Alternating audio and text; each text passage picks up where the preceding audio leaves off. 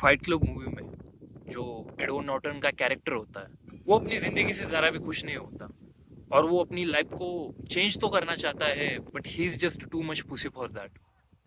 तो Edward Norton का जो कैरेक्टर है वो सबकॉन्शियसली अपना एक अल्टर ईगो बना लेता है जिसका नाम होता है टाइलर डर्डन। और अगर आपने ये मूवी देखी है तो आपको तो पता ही होगा कि जब टाइलर डर्डन मैनिफेस्ट हो जाता है तो वो क्या धूम मचाता है।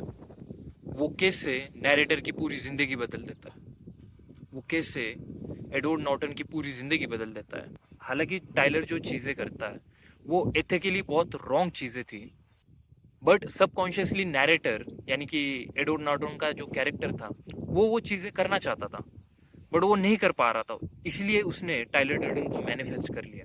ये अल्टर ईगो वाली बात सिर्फ ये मूवी तक ही लिमिटेड नहीं, रियल लाइफ में बहुत से सेलिब्रिटीज इसे यूज करते हैं। जैसे कि आप एमिनेम को जानते होंगे, एमिनेम का असली नाम मार्शल मैथर्स है और जब वो मार्शल मैथर्स यानी कि एमिनेम जब छोटा था तब वो बहुत बुली हुआ, बहुत पिटा। वो बहुत ही अंडर कॉन्फिडेंट शाय बंदा था, उसका सपना था कि रैपर बनना। बट जो ये मार्शल मैथर्स है ये बहुत ही साइलेंट शाय बंदा है जो बहुत बुली हुआ और वो कभी भी एक सक्सेसफुल रैपर नहीं बन पाएगा जो बहुत ही कॉन्फिडेंट होता है, जो आउटरेजस चीज़ें कहता है, जो सोसाइटी के बारे में जीरो फक्स देता है। इसीलिए एमिनेम ने अपनी एक अल्टर ईगो तैयार की जिसका नाम है स्लिम शेड। और अगर आपने एमिनेम के सॉन्ग सुने तो आपने बहुत जगह पे उसके रेफरेंस सुने कि I am the real slim shade.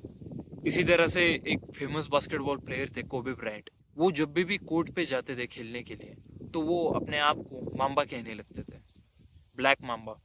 और वो एक ब्लैक माम्बा की तरह एक्ट करने लग जाते थे।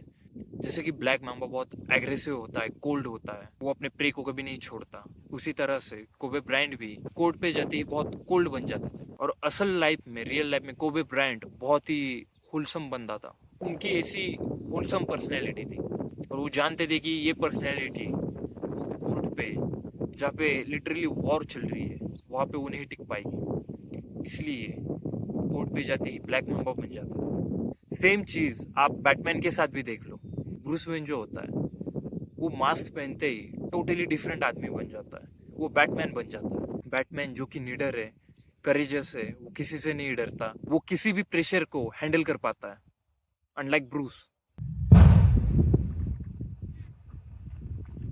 अब बैटमैन को देख लो, ब्रूस वेन जो होता है वो भी सूट पहनते ही, मास्क पहनते ही बैटमैन में बदल जाता है।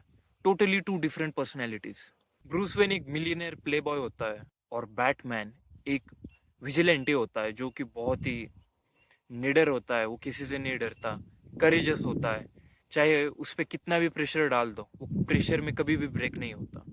तो इस कॉन्सेप्ट को आप अपनी रियल लाइफ में कैसे अप्लाई कर सकते हैं, मैं आपको बताता हूँ कि आपको आपकी अल्टर ईगो कैसे तैयार करनी है। आपको क्या करना है, आपको पहले ये लिखना है कि आपकी जो अल्टर ईगो है उसमें कौन कौन से ट्रेट होने चाहिए जो आप में नहीं है। आपको लिटरली पेपर पे लिखना है कि आप कौन से ट्रेट्स अपनी अल्टर ईगो में चाहते हो और उस अल्टर ईगो के एक नाम देना है। जैसे ब्रूस वेन का बैटमैन है, कोबे का ब्लैक माम्बा, एमिनेम का स्लिम शेडी, ऐसे ही आप कुछ भी नाम दे दो। और उस अल्टर ईगो को ट्रिगर करने के लिए आपको एक रिचुअल करना होगा और वो रिचुअल कुछ भी हो सकता है। जैसे कि एमिनेम अपनी अल्टर ईगो को ट्रिगर करने के लिए एक हुडी पहन लेते थे, वो लिटरली अपने सर पे हुडी डाल देते हैं और वो खुद को स्लिम शेडी समझने लगते थे। ब्रूस वेन भी जब बैटमैन बनना चाहता है वो सिंपली अपना सूट डाल लेता है और अपनी बैटमैन की पर्सनैलिटी को ट्रिगर कर देता है। अगर आप मुझसे पूछो कि मैं अपने अल्टर ईगो को कैसे ट्रिगर करता हूँ तो सिंपली जब भी मुझे कोई काम करना होता है, कोई प्रोडक्टिव काम हो या कंटेंट बनाना हो या कुछ बनाना हो, मैं सिंपली एक कप ऑफ कॉफी पी लेता हूँ और मैं सिर्फ दीवार को स्टेयर करता हूँ और वो कप ऑफ कॉफी पीने के बाद मेरा वो रिचुअल कंप्लीट हो जाता है और मैं अपनी अल्टर ईगो में आ जाता हूँ। सिंपली आपको भी यही करना है, आपको एक रिचुअल से गुजरना है जो कि आपकी अल्टर ईगो को ट्रिगर कर देगी और इसी तरह से आप अपनी टाइलर डर्डन यानी कि अपनी अल्टर ईगो को मैनिफेस्ट कर सकते हो।